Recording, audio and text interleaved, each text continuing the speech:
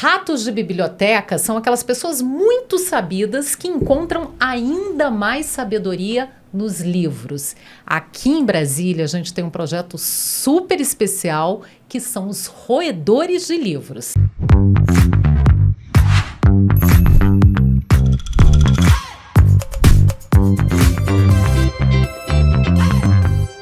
Hoje eu tenho o prazer de receber no Sesc Cultura ao Quadrado Ana Paula Bernardes, idealizadora do Roedores de Livros. Que alegria ter você aqui.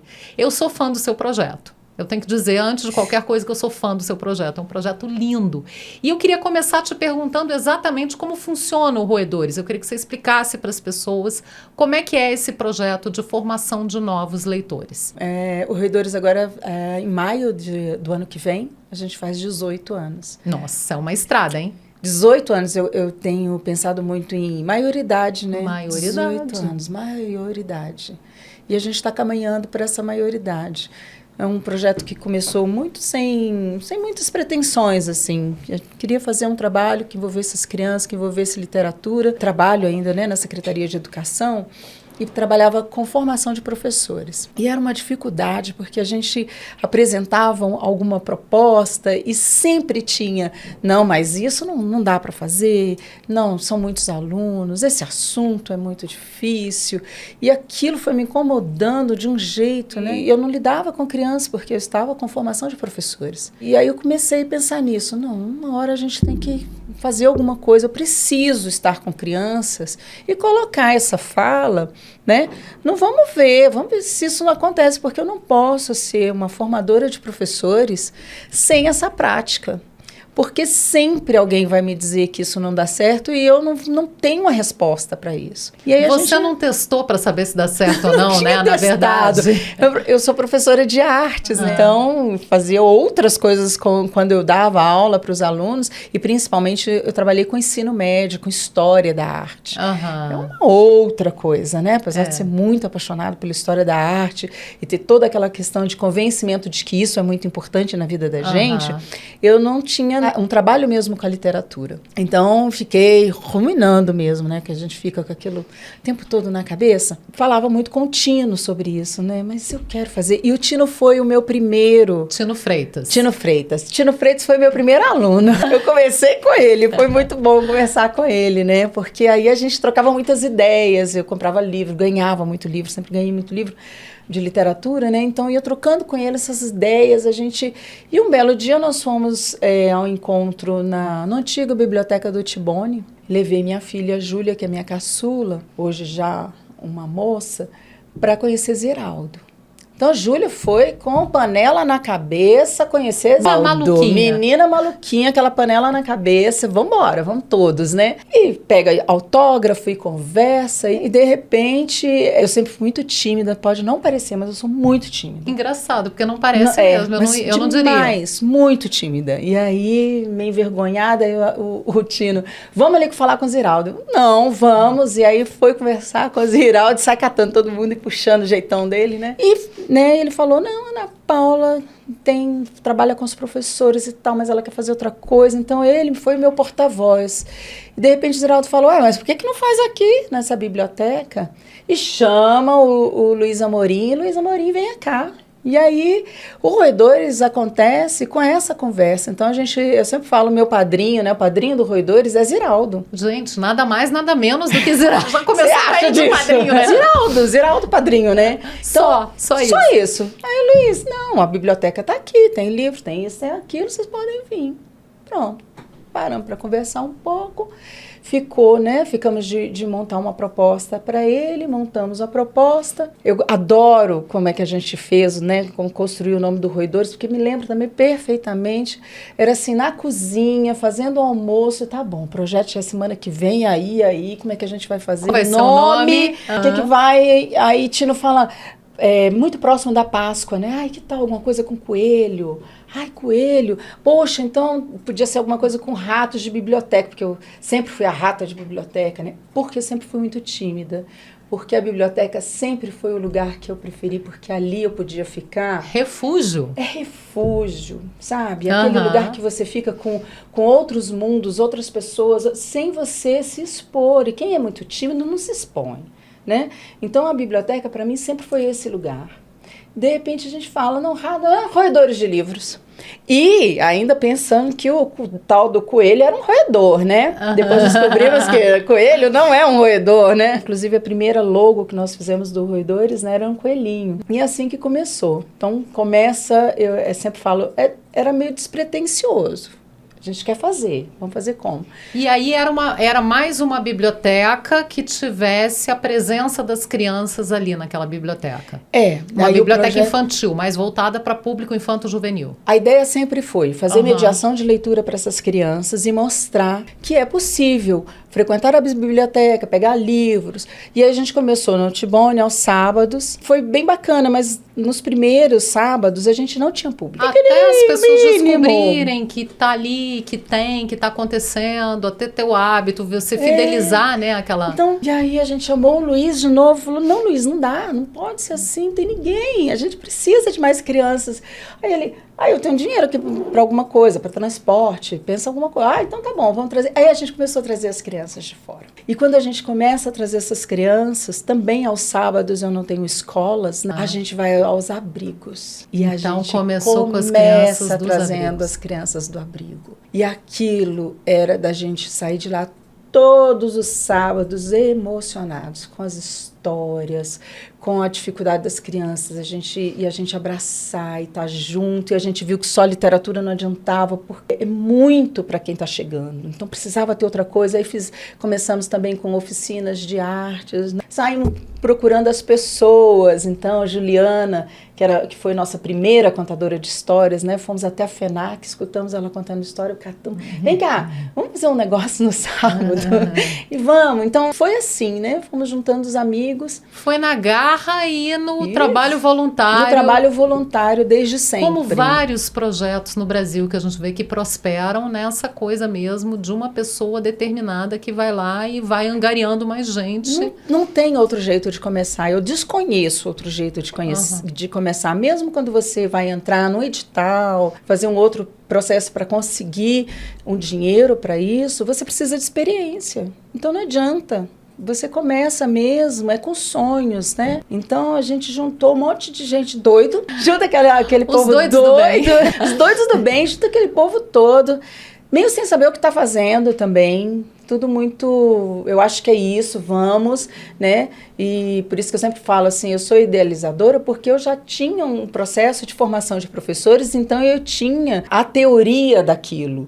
Então, né, a gente foi colocando em prática uma teoria. Mas, na verdade, eu quebrei muito a cabeça também. Todos nós quebramos a cabeça. Vimos que aquilo não era assim, não é assado. Então, não adianta trazer a criança de ônibus de lá para cá e fazer um sábado, né? Porque depois ela não tem acesso. Depois a gente não sabe mais o que vai acontecer na escola, no próprio abrigo, né? Como é que vai ser? Então, a gente começou nos ou abrigos ou ONGs, né? A gente falava sobre a importância de ter esses livros lá na ONG.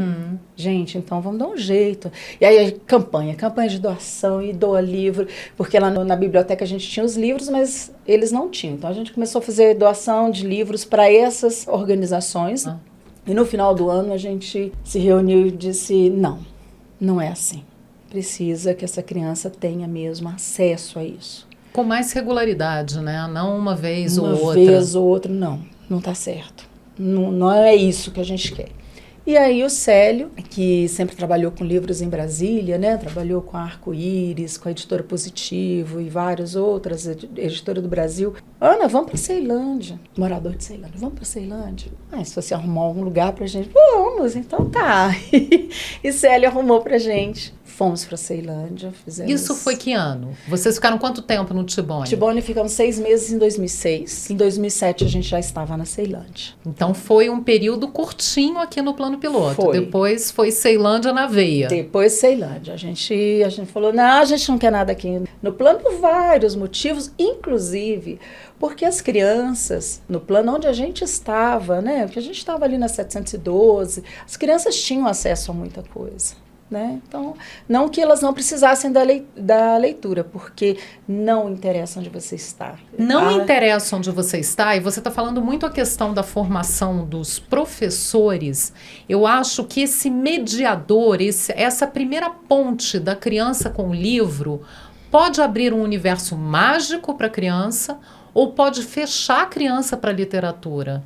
A criança pode achar que é uma coisa muito chata, porque o livro é inadequado para a idade dela, ou porque a história não foi contada de uma maneira lúdica, bacana. Quer dizer, tem uma série de coisas que podem fazer o efeito contrário, dar uma trava ali naquela criança. Eu vejo isso em livraria. Eu vou para a livraria, né, e fico prestando atenção nos pais. Então, é assim, às vezes a criança pega um livro, olha... eu quero esse. O que acontece? Né? Tem pais e pais. Claro. Tem alguns que falam, esse é muito caro. Pronto, acabou, né? Eu escolhi, mas eu não posso levar, porque esse é muito caro. Ok, isso acontece, né? Às vezes a gente não tem condições, mas também acontece assim. A pessoa olha, esse é muito ruim. Não, esse não. Ou a criança escolhe e eu pego e escolho uma outra coisa, porque eu acho que aquela outra coisa é melhor. Pronto, você já destruiu aquela possibilidade. Então, eu vou à livraria. É claro que eu tenho que dizer o que eu posso e o que eu não posso. A criança precisa entender. Eu tenho um neto, né? Ele vai fazer 6 anos agora. Então, Isaac é um menino pandemia. Primeira vez que eu levei, ele queria tudo. Mas a gente ensinou, ele ainda não sabe ler, mas a gente ensinou que até 3 números pode. Mas a partir do momento que você fez esse combinado, deixa a criança escolher. Se ela quiser escolher uma revistinha, você deixa. Quiser levar um negócio para pintar, deixa. A gente sabe que não é o melhor, não. Mas a gente tem que começar de algum jeito. Então, que seja com que ele escolhe. E tem uma coisa também que você pode fazer, que é a tal da dobradinha, né? Você pode escolher um e a mamãe escolhe outro. Não é? E aí a gente leva os 2. Olha que legal, né? Em vez de você sair da livraria com um, você vai sair com 2. E aí você também consegue colocar um Monteiro Lobato, um Érico Veríssimo, alguma outra coisa ali que venha junto com o desejo da criança. E leva para você, sabe? Eu acho que tem que levar para você. Essa coisa, você leva... Lá em casa sempre aconteceu isso também. Você começa a ler, né? Tá sozinho lá lendo. Daqui a pouco tem um espiando, o outro olhando. É assim, menino é muito curioso, né? A criança é um bichinho curioso. E é muito pelo exemplo. Então, vai muito o exemplo pelo exemplo. Muito importante. Mas o exemplo, às vezes, ele não é... Vou contar uma história do meu filho. Quando eles ainda eram pequenos, eu ainda não tinha essa prática da leitura, então ainda estava... Eu também sou uma pessoa que aprendeu, né? E ele não gostava de livro. E a gente recebia, de vez em quando, um autor, alguém em casa. É claro que essa pessoa sempre fazia a mesma pergunta para os meus filhos, né? E aí, você gosta muito de ler? Parece que é óbvio, né? Se a sua mãe faz um trabalho com literatura, é óbvio, a casa toda lê. E aí, Pedro sempre respondia, eu odeio livro, sabe? E a mãe ficava com aquela cara, sorriso amarelo, aquela carinha assim. Né? Como assim, né? Uma vez conversando com a professora Hilda Lontra, da UNB, que já virou estrelinha, minha amada professora, ela disse, Ana, os livros tiram você dos seus filhos. E eu fiquei atenta com essa história. Pode ser, né? Você está tão dedicada àquele projeto, àquela coisa. Então, não é só também você dar o exemplo, mas como você faz isso. Com Pedro eu resolvi de um jeito, eu falei para ele assim, eu vou ler para você, vamos ler agora todo dia. Todo dia, na hora que você for deitar, eu vou ler com você. Então tá, eu escolhi um livro, né, de aventura, um livro bacana, e foi. Primeira vez, comecei, aí a gente... Porque mediar não é só ler o livro. Mediar é ler o livro e discutir aquilo. Então, o que acontece? Eu descobri com Pedro, mas vale para todos, porque isso é uma vivência, né? Às vezes, você lê e você não entende o que é aquilo. Por que que as pessoas não gostam de Machado, não é? Porque às vezes foi apresentado o Machado muito cedo, ele não estava ali, não estava entendendo. Eu acho que isso aquilo. acontece até com muita frequência. Muita. Porque Machado de Assis é um escritor fantástico, é um mundo mágico que ele te apresenta, é uma coisa espetacular a literatura dele, mas dependendo do repertório que você tem, dependendo da idade que você tem, o repertório que você tem, você não consegue alcançar. Não. Então vai ser um suplício, não vai ser prazeroso ler Machado, vai ser um suplício ler Machado. Assim, Memórias Póstumas de Brás Cubas, eu acho que teve uma professora que passou na 6ª série. E aí? Uma criança de 6ª série consegue entender? Né? E aí, aí vira aquela coisa, né? O Machado de Assis é chato. Gente... nunca mais pega o Machado. Exatamente. Nunca mais vai ter oportunidade de ver o que é aquilo, a maravilha que é ler Machado. Então, com o Pedro foi assim. E aí eu descobri que realmente ele não sabia, ele não tinha noção de como era, ele não sabia ler, não sabia botar um ponto no lugar, uma vírgula no lugar. É isso. E aí, quando a gente faz junto, aí ele começa assim, ué, é mesmo, mas é assim, nossa, mas é tão diferente. É isso. Às vezes a gente lê em voz alta, a pessoa fala assim, nossa, parece que você está lendo poesia. É entonação, claro. É o jeito. A energia que você coloca Pedrão ali. Depois passou a ler muito, e lê muito, e lê as coisas. E é engraçado, eles passam, às vezes, um livro ou outro que está solto assim, pega e fala assim, eu lembro desse livro. Aí fica. Memória afetiva. É muito legal. E eles ficam lá folheando, sabe, o livro, horas e horas já, né? Um homem já dono do seu destino. É uma delícia. Eu sou muito feliz porque os meus 2 filhos amam ler. Então, assim, essa pergunta lá em casa eu não ia ter constrangimento. Eu sempre fui muito orgulhosa disso, então ali eu não teria constrangimento. Mas é isso, é o jeito que se lida com isso. É. Né? Então tem que lidar mesmo. E é o que você disse. Não adianta eu levar o livro, obrigar a ler, mas ele não vê você lendo, claro. Ele não vê você apaixonada por isso. O celular hoje atrapalha tanto a vida da gente. E né? acho que a questão de você, isso que você está falando, que você fez com seu filho com 14 anos, eu acho que a gente fazer com criança muito pequena é muito eficaz. Você você contar uma história, você não precisa nem ler, você pode contar uma história. Contar uma história do Chapeuzinho Vermelho, do Cachinhos Dourados, qualquer história que você tenha da sua infância, que você reproduz para a criança, e a criança vai tendo aquele encantamento. Eu acho que tem muito isso. Mas eu queria voltar para o Roedores de Livros da Ceilândia. Queria saber como é que o projeto está estruturado hoje, né? Porque você foi para lá em 2007, já é uma estrada, né? Quer dizer, essa maioridade foi praticamente atingida na Ceilândia. Como é que foi? Como é que está estruturado o projeto e como é que é a sua experiência com as crianças e com os jovens da Ceilândia? Então, a gente foi para a Ceilândia, para essa ONG, ficamos 1 ano. No outro ano, a gente viu que a gente foi meio que expulso, sabe, de onde a gente estava. E foi assim, bota tudo no carro hoje, que vendemos esse espaço, ele não vai existir mais.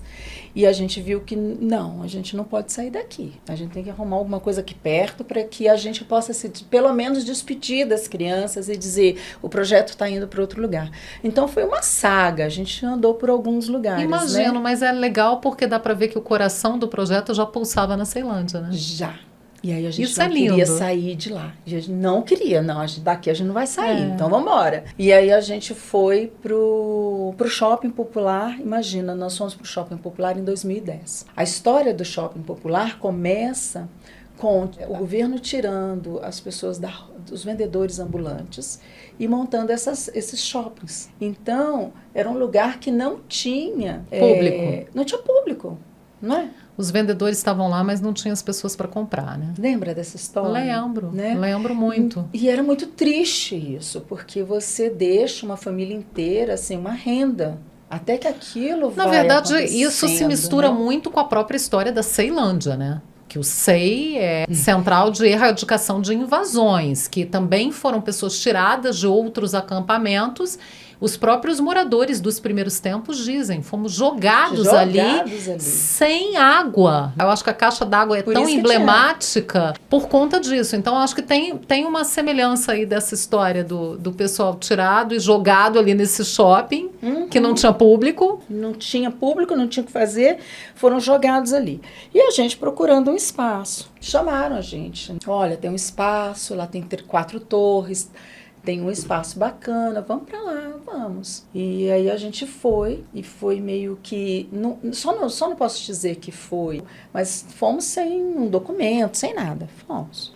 Então, reformamos o lugar, colocamos grade, levamos nossas coisas todas e bora lá para a feira, andar de box em box, falando, tem uma biblioteca, vamos lá, pega o tapete vermelho e estende lá no meio da praça e vai conquistando essas crianças. E quando a gente abriu os olhos e percebeu, a gente tinha mais de 20 crianças frequentando este espaço. Que máximo. Né? E eu encontro essas crianças sempre. E é tão bom. Essa semana mesmo encontrei um que começou lá no Roedores com 3 aninhos, que a gente tinha colocado a idade a partir de 5. Pensando que com 5 anos você já pode ficar sozinho na biblioteca, sem dar muito trabalho, aquela coisa, né? Não precisa de uma pessoa esse tempo todo. Com menos de 5 é meio bebê, né? A gente precisa tomar conta.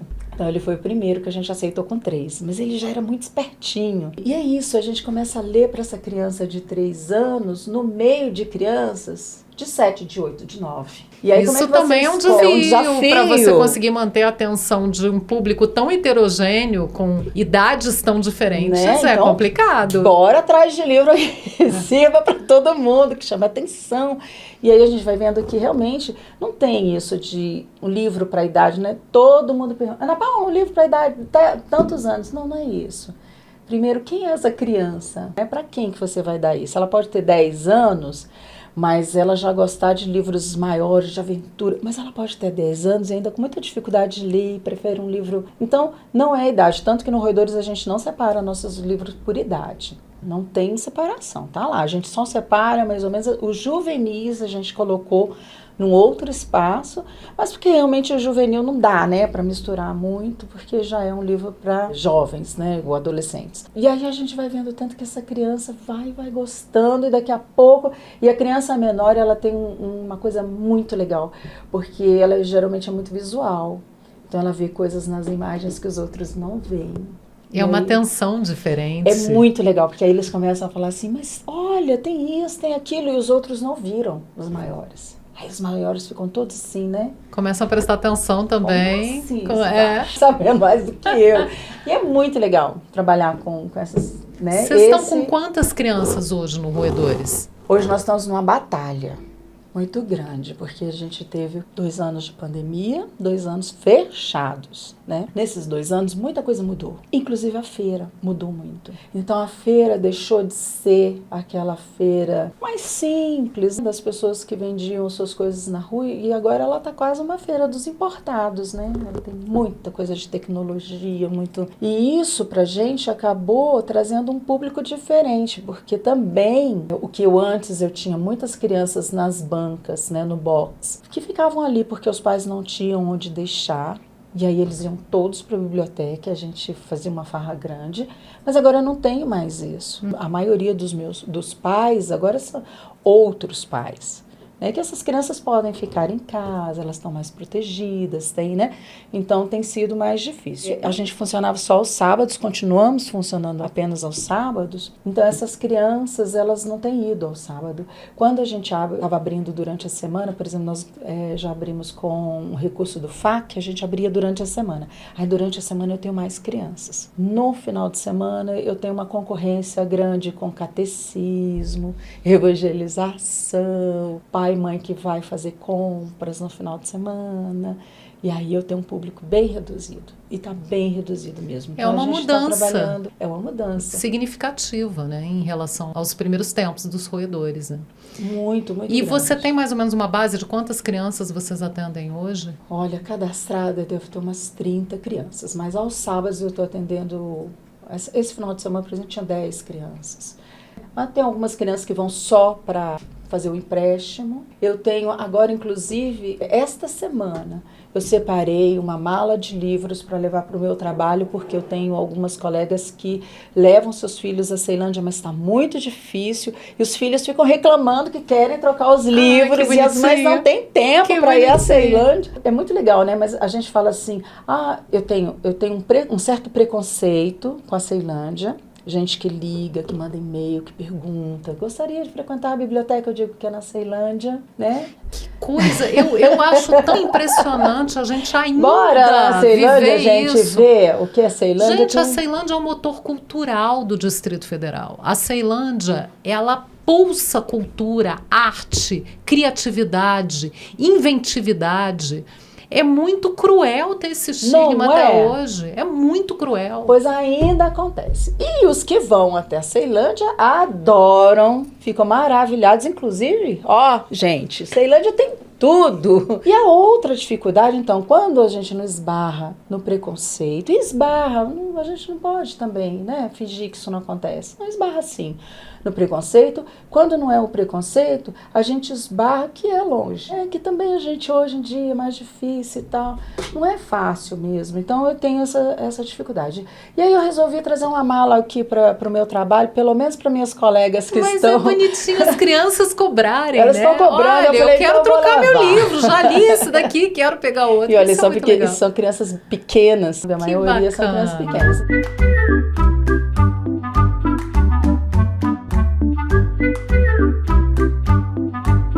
Eu queria saber a história desse tapete vermelho. Que história é essa desse tapete vermelho? Isso tem tudo a ver com roedores, né? A história do tapete vermelho tem tudo a ver com roedores, né? O tapete vermelho é o roedores, né? É o roedores. É o roedores. O que acontece? Quando a gente foi à Ceilândia, isso foi em 2007, essa é uma das histórias que mais me emocionam. Eu fico emocionada. Porque lá eu tinha crianças que atravessavam uma rua e vinham até roedores. Eu nunca vi os pais, mãe, um ou outro vinha, uma mãe, um pai, mas assim, raro. Então a gente tinha 30, 40 crianças que você não sabia quem eram os pais. Aconteceu uma vez de cair uma chuva danada e eu e o Tino falamos, não vamos não tem condições de ir não vamos. Não fomos. Menina, não deu meia hora, o telefone tocou, era o porteiro, o vigilante do lugar onde a gente ficava, da creche, dizendo, olha, tem uns meninos aqui molhados, esperando por vocês, tá todo mundo molhado. Nossa, isso deu uma dor no coração. Eu falei assim, nunca mais a gente faltou um sábado, com chuva, com sol, com fogo. E aí, a gente só conseguiu esse espaço, era um jardim da creche. A creche emprestou um quartinho menor que esse pra gente colocar, menor que o estúdio pra gente colocar os livros, mas não dava pra fazer mediação. Ofereceram pra gente o pátio, mas o pátio era sempre muito complicado, a gente preferiu ir pra grama, um jardim muito bacana. E aí a gente fez uma vez, duas, três, até que os meninos... Gente, é bom demais trabalhar com criança, porque criança fala mesmo, não, esse negócio aqui, pinica, bumbum, tá, né? Todo mundo reclamando que não dava pra ficar na grama. Então tá, vamos comprar alguma coisa e sair. E aí, quando a gente chegou, tentando um tapete, nunca tem grana, né? A grana não sobra pra nada. Aí fui numa loja, olhei, tinha umas lonas. Quando eu bati o olho na lona vermelha, eu falei... É isso. O olhinho brilhou. É isso, perfeito. Comprei um tanto daquela lona, mandei costurar para ela ficar maior. Quando chegamos, estava estendido. A gente contou toda uma história do tapete vermelho, da importância desse tapete, por que se recebe as pessoas, né, muito importantes nesse tapete, que a gente estava recebendo a literatura. E aí vinha toda aquela coisa de, não vamos, menino vem de rua, vem chulé, aquela confusão toda, né? Então não pode pisar com o sapato. Tira o sapatinho, bota o sapatinho do lado. E eles mesmos começaram a cuidar desse tapete como uma casa. Então tem fotos tão maravilhosas deles colocarem os livros ao redor do tapete, fazendo uma parede. Então aquele lugar é o espaço mágico. O tapete vermelho existe até hoje, o mesmo. Que lindo! Até hoje. E a gente até hoje olha o sente simbolismo disso, né? 17 anos tem esse danado. tá lá. Lindo. Firme e forte. Agora a gente não tá mais debaixo da árvore, né, do pinheiro, onde a gente ficava, a gente agora tem um teto, mas os meninos ainda lembram de tirar seus sapatinhos, mas agora não é mais porque o sapato vem surgindo da rua, mas agora é principalmente porque esse tapete é mágico. E ele, para continuar sendo mágico, a gente não pisa nele. Continua cuidando. Continua cuidando. E qualquer um... Eu me lembro um jornalista que chegou lá e filmando, todo empolgado. De repente alguém fala, não pesa no tapete, eu olho. Você estava levando uma bronca. Mas a criança tinha todo o direito de dar bronca. Estava certíssima, coberta de razão. Ele estava fazendo o trabalho dele, mas não prestou atenção, né? E rapidinho ele tirou o sapato também, entrou na vibe. E é isso o tapete, né? Conseguir essa cor vermelha. Eu adoro a história do pau-brasil. Não está no livro, mas é uma história que eu gosto muito de contar. Qual foi o primeiro tesouro levado do Brasil? O pau-brasil, que tinha a tinta vermelha, né? Então, em menos de 100 anos, eles praticamente levaram todo o nosso pau-brasil. Você sabe por que nós somos brasileiros? O gentílico geralmente é ence, né? O eiro é de profissão, padeiro, cabeleireiro, né? E o brasileiro, aquele que retirava o pau-brasil. Você vê a importância do pau-brasil. Então, eles vieram buscar o nosso pau-brasil por causa da cor vermelha. Tanto que ela era importante, porque todo simbolismo dentro desse tapete vermelho. Não é? É linda essa história, linda. A gente já conversou aqui, falamos sobre tantas coisas, e eu queria encerrar perguntando para você o que é Brasília para você. O que significa essa cidade? Você pode escolher o recorte que você quiser para falar. Primeiro, ela é misteriosa, né? Depois, ela é tão misteriosa que você não consegue entender o que é Brasília.